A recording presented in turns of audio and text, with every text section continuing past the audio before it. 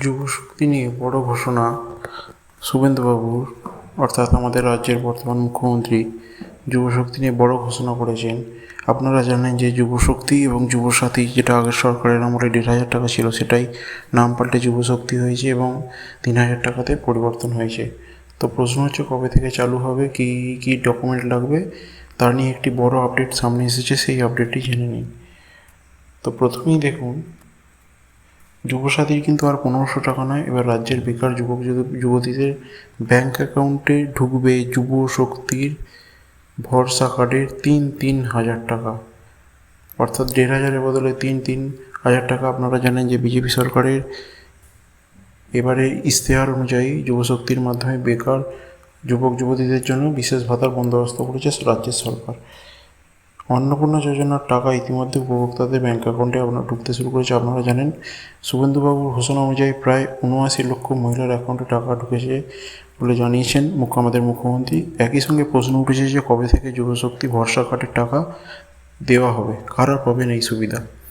তো এই নিয়ে যে আপডেটটি সামনে আসছে সেটি হলো গত শুক্রবার মালদায় এই প্রসঙ্গে আমাদের মাননীয় মুখ্যমন্ত্রী বলেন, ইতিমধ্যেই প্রধানমন্ত্রী আবাস অন্নপূর্ণা যোজনার করেছি, বার্ধক্য ভাতা মুসলিম যুবশক্তি নিয়ে আমরা কাজ এগোচ্ছি, অতএব খুব শীঘ্রই চালু হতে চলেছে এই বর্ধিত অঙ্কের বেকার ভাতা। তাই আশা করা যায় যে সামনের জুনের 22 তারিখে যে বাজেট আছে তারপরেই হয়তো এর অনলাইন যে পোর্টাল খুলে যাবে বা অফলাইন আবেদনও খুলে যাবে। কারা পাবেন যুবশক্তি ভরসা কার্ড? নবান্ন সূত্রে খবর, পশ্চিমবঙ্গের বেকার যুবক যুবতী যারা পরীক্ষা ও ইন্টারভিউ দিচ্ছেন তারা প্রত্যেকে যুবশক্তি কার্ডের 3,000 টাকা করে পাবেন, তাও আবার ডিবিটি মাধ্যমে, অর্থাৎ ডাইরেক্ট ব্যাঙ্ক ট্রান্সফারের মাধ্যমে সরাসরি অ্যাকাউন্টে ঢুকে যাবে টাকা। এই টাকার পরিমাণ ইতিমধ্যে বৃদ্ধি করা হয়েছে। আগের সরকার দিল 1,500 টাকা, নতুন সরকার দেবে 3,000 টাকা। এরপর আসছি প্রতিযোগিতা পরীক্ষামূলক প্রস্তুতির জন্য সহায়তার ক্ষেত্রে অতিরিক্ত এককালীন 15,000 টাকা দেওয়ারও প্রতিশ্রুতি দেওয়া হয়েছে এই প্রকল্পে, যেটি কিন্তু আগের সরকারের আমলে ছিল না। ওকে, আগে যারা যুবসাথীর টাকা পেতেন তাদের যাচাইয়ের পর অ্যাপ্রুভাল পেলে সরাসরি তাদের ব্যাঙ্ক অ্যাকাউন্টে টাকা পৌঁছে যাবে। একই সঙ্গে নতুন করে আবেদন করতে পারবেন বেকার যুবক যুবতীরা। যোগ্য প্রমাণিত হলে তারাও পাবেন প্রকল্পের সুবিধা।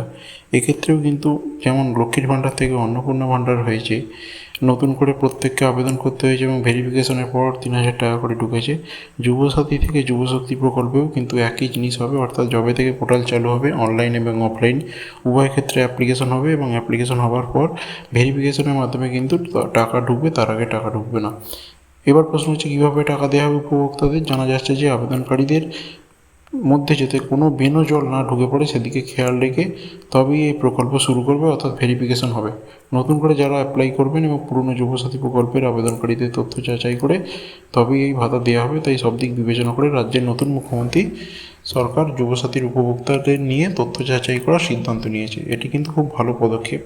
এরপর আসছি দেখুন, সমীক্ষা প্রক্রিয়া সংক্রান্ত কোনো ত্রুটি কিন্তু বরদাস্ত করা হবে না বলে মুখ্যমন্ত্রী জানিয়ে দিয়েছেন। এই গোটা প্রক্রিয়াটি স্বচ্ছতার সঙ্গে চালানো হবে, যাতে শুধুমাত্র উপযুক্ত এবং যোগ্য উপভোক্তারাই যুবশক্তি প্রকল্পের অধীনে সুবিধা পান তা দেখা হবে। যাদের সত্যিই প্রয়োজন তারা কেউ যেন বঞ্চিত না হন। কী কী নথি প্রয়োজন? এটি হচ্ছে সবচেয়ে গুরুত্বপূর্ণ। তিনটে নথি প্রয়োজন। এক হচ্ছে বার্থ সার্টিফিকেট বা জন্ম সার্টিফিকেট ও মাধ্যমিকের অ্যাডমিট কার্ড। যুবশক্তি কার্ডের ভরসা কার্ড পেতে অবশ্যই তার সঙ্গে বৈধ ভোটার কার্ড লাগবে, আধার কার্ড লাগবে, বয়সের প্রমাণপত্র হিসেবে বার্থ সার্টিফিকেট ও মাধ্যমিকের অ্যাডমিট কার্ড, শিক্ষাগত যোগ্যতার ডকুমেন্টস হিসেবে কিন্তু মাধ্যমিকের মার্কশিট লাগবে। অর্থাৎ কী কী লাগবে? জন্ম সার্টিফিকেট লাগবে, মাধ্যমিকের admit card, marksheet, voter card, Aadhaar card, এতগুলো প্রমাণ লাগবে।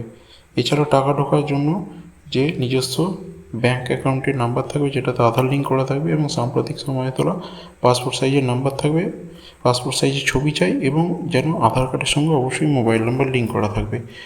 তো এই এতগুলো ডকুমেন্টস লাগবে যুবশক্তি প্রকল্পে আবেদন করার জন্য, এবং আশা করা যাচ্ছে যে খুব শীঘ্রই যুবশক্তি প্রকল্পের আবেদনের যে প্রসেস সেটি কিন্তু শুরু হয়ে যাবে। এই ধরনের ভিডিও পেতে অবশ্যই চ্যানেলটি সাবস্ক্রাইব করবেন, যাতে সবার আগে আপডেট থাকতে পারেন। যুবশক্তি প্রকল্পের নতুন কোনো আপডেটের অবশ্যই সঙ্গে সঙ্গে জানিয়ে দেওয়া হবে।